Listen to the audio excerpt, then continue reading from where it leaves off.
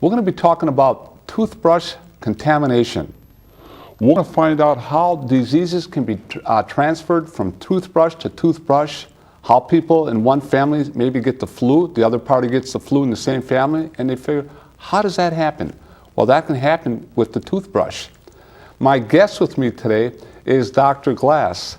Dr. Glass is a pathologist and is a professor of pathology at the University of Oklahoma State University. He's also a leading authority in toothbrush contamination and sterilization. He has a lot of interesting things that we're going to be discussing tonight. So stay tuned. This is going to be a very, very exciting show. Dr. Glass, welcome to the program tonight. Thank you, Dr. Dietrich. It's a pleasure to be here. There's so many things to talk about. Toothbrush contamination. Tell me a little bit about your background. Why did you get into this toothbrush contamination? And what made you go in this route anyways? Well, I've been in academic medicine for 30 years. Okay. And one of the things that I wanted to do was to find out why people got sick, basically. All right. And I looked at all of the very sophisticated studies that were being done in the 80s. And I thought, well, you know, this is good, but we're missing something. And actually one day as I was taking a shower, I looked at my shower and there was mold in the grout. Interesting. Well, I decided I would attack the mold that weekend. And what would I use? My toothbrush. And I looked at the back of my toothbrush and what did I see but the same kind of mold in my toothbrush. And I thought, this is a factor I have been missing. This type of transmission issue needs to be studied. And so we began our clinical studies with just simply collecting toothbrushes from people and looking at the kinds of bacteria, yeast, and fungi that we found on those toothbrushes. That is amazing. And that's what got you started then in this whole thing. It actually got me started. I had patients that I was able to get well, and the moment I took them off, say, their antibiotic, they'd get sick again. And I thought, something's missing here. I'm missing some real factor. And of course, when I looked at the toothbrush, I began to realize that the toothbrush played a role in this transmission and reoccurrence of diseases. Wow. And it's amazing that you took people off of antibiotics and then all of a sudden they got sick again because their toothbrush was contaminated. That is amazing. The toothbrush was contaminated. And how did you come to that conclusion? What was your studies behind that whole thing? Well, the first study actually dealt with patients. Okay. Patients who were sick and patients that were well. And then as a control, we used studies of toothbrushes right out of the pack.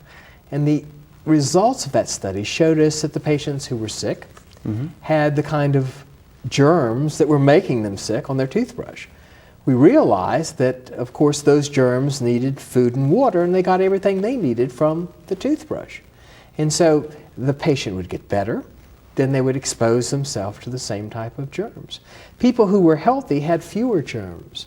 The thing that was most disturbing, though, was that toothbrushes, even in the package, had germs. Wow, that is incredible. Now, people would assume that if you got a brand new toothbrush, you'd be fine, right? That's correct. And isn't it also a fact, maybe you can explain this a little bit, if somebody is sick maybe and they get a new toothbrush, they say, well, I should be fine now because I've got a brand new toothbrush and maybe I'm getting sick from my old toothbrush, but I got a new toothbrush. Doesn't make any difference, though, does it? No, because we have studied exactly how long it takes a toothbrush to become contaminated. Okay. Within 24 hours, you can have enough germs on your toothbrush that the toothbrush can make you sick. Wow. Within that length, just 24 hours. Correct.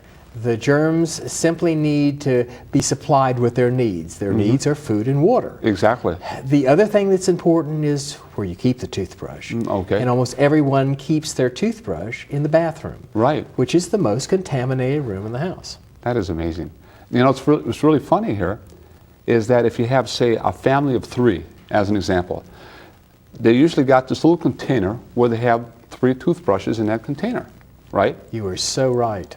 And if one person is sick, you mean to tell me those microorganisms will go from one toothbrush to another toothbrush? That certainly is a possibility. As a matter of fact, when the studies first came out, we heard from everybody. We heard from a daycare center that was very proud of the fact that they had their children brush their teeth after the lunch meal. But they had a strep infection, and they could not get rid of the strep infection in this daycare center. It would go from one child to the next child to the next child. Couldn't figure out why. Then they began to separate the toothbrushes and to use new toothbrushes, and the strep infection went away. Now, that's an anecdote, and that's not good science, but Exactly. you know, anecdotes make sense too. Sure. The other factor is, let's take things that are not so much bacterial in nature. Let's take virus, Okay. the flu virus. Right. Whenever you flush the toilet, what's going down in the toilet is also coming out. And so very often the flu virus will come out of the toilet, settle on the toothbrush. Now, viruses do not increase as bacteria do on the toothbrush, but their very presence can allow for transmission from one family member to the next family. Amazing. And when you think of a bathroom, as an example, people take a shower there or a bath or what have you, use hot water, a lot of humidity. Tremendous amount of humidity. And so these microorganisms actually breathe out of this humidity. Would that be correct by saying that? The bacteria certainly breed. In other words, if I put 1,000,000 bacteria on a toothbrush and put it in a bathroom, in an ordinary bathroom environment, within 8 hours, I will have 10 million. Within Wow. 24 hours, we will often have 100 million to 1,000,000,000 on that same toothbrush. So this is the kind of thing that we see happening in real life too. Oh yeah, definitely. Let's talk a little bit about, we talked about a little bit about the flu as an example, cold, transmitted, with the same toothbrush or going onto another family member's toothbrush. Let's talk about some pathologies like, say, maybe heart disease or what have you. Anything like that a possibility? Well, that certainly is a possibility. There have been several studies that have gotten a lot of press recently that deal with periodontal disease and heart disease. Okay. Now, periodontal disease is gum disease. Yes. And this gum disease that we're talking about is caused by germs, is caused by bacteria in the mouth. Right. These bacteria get into the bloodstream and they change the fluidity of the blood. In other words, they make the blood sluggish. Okay. And when the blood slows down, it clogs. Right. When it clogs, of course, it stops up things like the heart, and the heart dies. Wow. And where's that blood? Blood goes to the heart, goes to the liver. It just Precisely. circulates that whole system then. So using that same corollary, if you're brushing with a toothbrush that is contaminated, you're also liable to push those same germs into the bloodstream.